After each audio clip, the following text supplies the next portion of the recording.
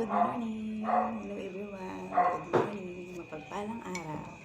Tayo po ay mag-aalmusal ng isang pitchin. At meron tayong suman. Ito po yung suman na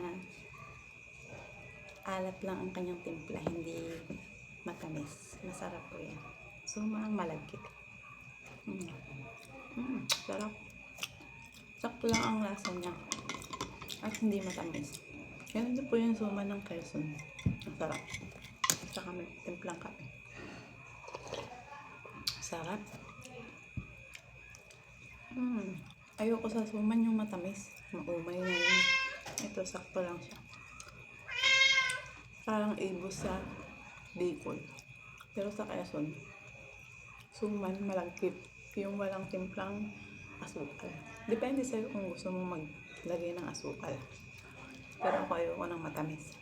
Gusto ko yung saktong alat lang. Wow! Ang sarap. Meron po pala itong gata. Kaya nag-aagaw yung linamnam niya at tamang alat. Sarap. Yun po guys. Thank you.